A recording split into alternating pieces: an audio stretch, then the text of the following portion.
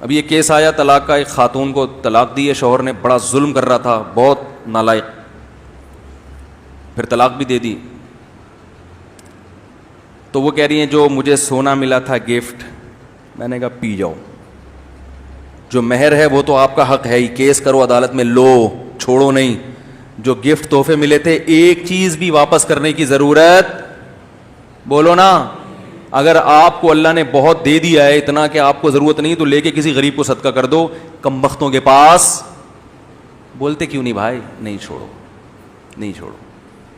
ظالم سے اپنا حق لینا سیکھو، ظالم سے، کیونکہ نہیں لوگے تو اس کے ظلم میں اضافہ ہوگا. اسی طرح میں مرد کو بھی کہتا ہوں، بلا وجہ عورت طلاق مانگ رہی ہے، اچھی بھلی زندگی گزر رہی ہے، خام خواہ میں اس کو دماغ خراب ہو گیا ہے، تو بولو پہلے مہر واپس کرو. صحیح ہے، جو میں نے اضافی غریبی میں تم پہ خرچ کیا سارا ریٹرن واپس. یہ نہیں کہ آپ آلو پراٹھے کو پیسے بھی واپس لے رہے ہیں، اتنا راشن کی بھی، یعنی جو کوئی بڑی چیز گفٹ دی ہو، کیونکہ وہ بھی پی جاتی ہیں. طلاق بھی خود ہی مانگ رہی ہیں اور چیزیں بھی پی جاتی ہیں. نہیں چھوڑو.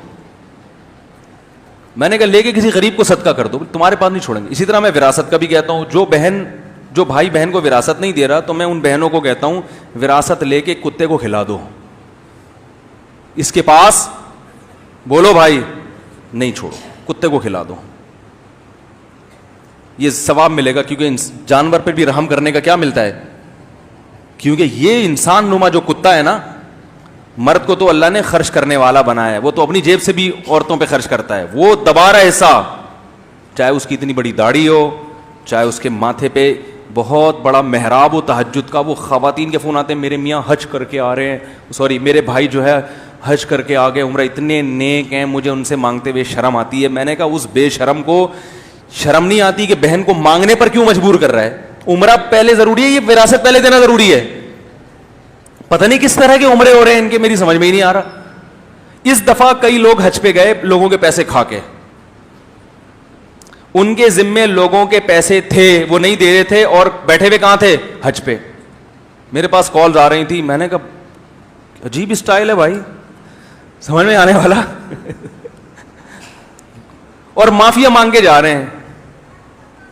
بھائی کسی کا کوئی لین دین ہو تو معاف کر دیں. آپ بولو میں نہیں معاف کر رہا، میں نہیں. میرے پاس ایک دفعہ فون آیا کہ بھائی مفتی صاحب کوئی مسئلہ ہو تو معاف کر دیں، میں حج پہ جا رہا ہوں. میں نے کہا 500 میں معافی ہوگی، فری پکڑ بھی نہیں ہوگی.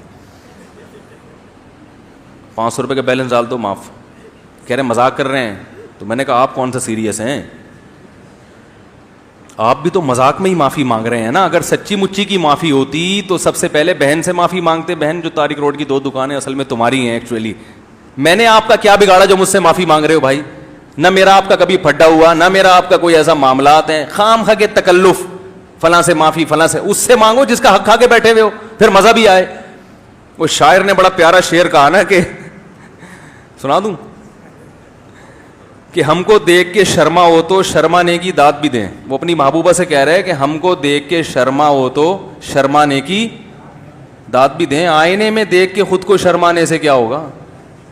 انڈیا کا جوان آدمی ہے تو بڑی پیاری شاعری کرتے ہیں وہ.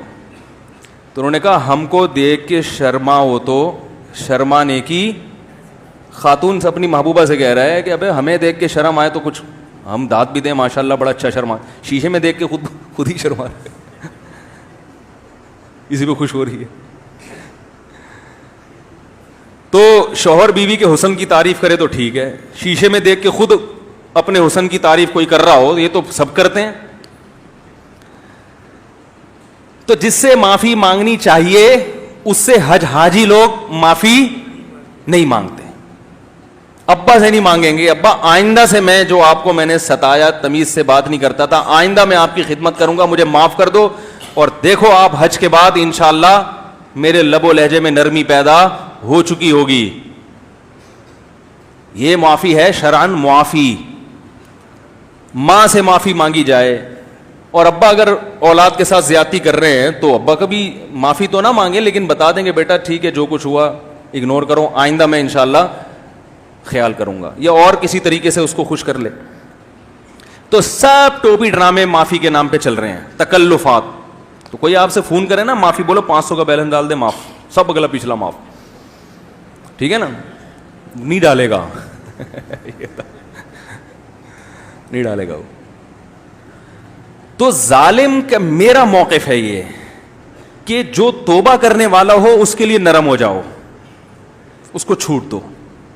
توبہ کر لی نا کسی نے تو اللہ بھی چھوٹ دیتا ہے اس کو, چھوڑ دو. جتنا اس کے ساتھ نرمی کا معاملہ کر سکتے ہو کرو, لیکن جو کم بخت ظلم کر رہا ہے اس کو چھوٹ مت دو. لوگ کہتے ہیں بھائی اس سے تو اور ظلم بڑھے گا اس کا. بھائی معافی کرنے سے بھی ظلم کا امکان بڑھ جائے گا. اگر آپ میں طاقت ہے, طاقت نہیں ہے تو ایک الگ بات ہے. اگر قوت ہے انتقام لینے کی تو پھر لو انتقام. طاقت اگر ہے, نہیں ہے تو پھر تو ظاہر ہے کمزور آدمی تو خام کھا کے پھڈے کرے گا تو اور پٹے گا. وہ ایک باریک سا آدمی جا رہا تھا, ایک موٹے نے اس کو دھکا دیا نا, مذاق کیا, وہ بیچارہ گر گیا نیچے. مذاق بہت برا لگا اس کو. اس نے کہا میں بھی اس کی ٹھکائی لگاتا ہوں. جب اٹھ کے دیکھا یہ تو اتنا بھاری بھرکم ہے, تو اس نے کہا یار اگر میں نے اس کو انتقام لیا تو 3 دھکے اور دے گا پھر یہ. تو جو باریک لوگ ہوتے ہیں ان کا دماغ, ساری طاقت ان کی کہاں ہوتی ہے؟ دماغ میں ہوتی ہے. تو اس نے کہا کہ میں اس سے بولوں گا تم نے مذاق کیا ہے, تو وہ کہے گا ہاں میں نے مذاق کیا. تو میں کہوں گا چلو مذاق تو چلتا ہی ہے, ٹھیک ہے نا, ایسے کر کے اپنی شرمندگی چھپا کے نکل جاؤں گا. تو اس دبلے نے اس موٹے سے پوچھا, سب لوگ منظر دیکھ رہے ہیں, دبلے نے مجھ سے پوچھا آپ نے سنجیدگی میں دھکا دیا ہے یا مذاق کیا ہے؟ اس نے کہا میں نے جان کر سنجیدگی میں دھکا دیا ہے. تو یہ ہوشیار دیکھو کہہ رہے اچھا ہوا ورنہ میں اس قسم کے مذاق برداشت نہیں کرتا. نکل گیا فوراً. اچھا ہو گیا جان بوجھ کر کیا ہے ورنہ میں اس قسم کے مذاق کیونکہ جو باریک آدمی ہے نا اس کی ساری طاقت کہاں ہوتی ہے؟ دماغ میں ہوتی ہے. اس کا دماغ سب کچھ پی رہا ہوتا ہے. تو ظالم کے خلاف بشرطے کہ طاقت بھی ہو. یہ طاقت کا لفظ لگا ہوا ہے, ورنہ زیادہ فنڈر گیری اچھی چیز نہیں ہوتی. اللہ نے قوت دی ہے تو لڑو, حق نہیں چھوڑا کرو اپنا. ہاں بعض دفعہ حدیث میں آتا ہے کہ جو حق پر ہونے کے باوجود حق چھوڑ دے تو میں اس کے لیے جنت کے بیچ میں گھر کی ضمانت لیتا ہوں. تو یاد رکھو حدیث میں انتقام لینے کی بھی ترغیب ہے, حق چھوڑنے کی بھی ترغیب ہے. تو یہ دونوں حدیثیں الگ الگ موقع کے لیے ہیں. جہاں حق چھوڑنے سے معاشرے کی اصلاح ہو رہی ہو وہاں چھوڑ دینا چاہیے, سمجھ رہے ہیں نا. جہاں اصلاح کا پہلو ہو کہ حق چھوڑنے سے اس کا دل نرم ہو جائے گا, ٹھیک ہے نا, اس کے دل میں محبت پیدا ہو جائے گی, پھڈا ختم ہو جائے گا. اور پھڈا ہونے سے کیا ہو رہا ہے, پورے معاشرے میں ایک لامتناہی جنگ چھڑنے والی ہے. تو ایسے موقع پہ اپنا حق چھوڑ دینا تاکہ محبتیں قائم رہیں, یہ تو ٹھیک ہے. لیکن جہاں حق چھوڑنے سے ظالم کو قوت مل رہی ہو اور آپ کو یہ ہو کہ پھر تو ہر ایک ہی حق پینا شروع کر دے گا.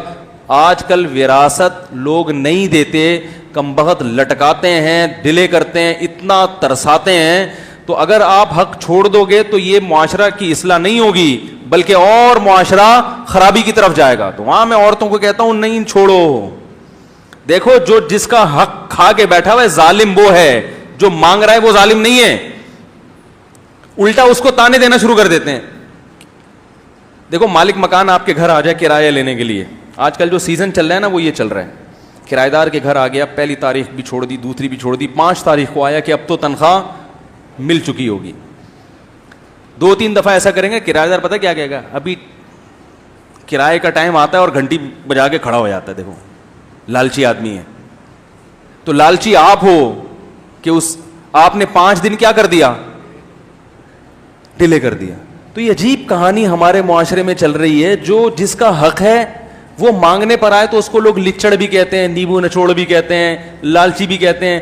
جو نہیں دے رہا, جس کا فرض بنتا تھا کہ بھئی خود جا کے دے دیتا, اس کو لوگ کچھ نہیں کہہ رہے ہوتے. الٹی کہانی چل رہی ہے.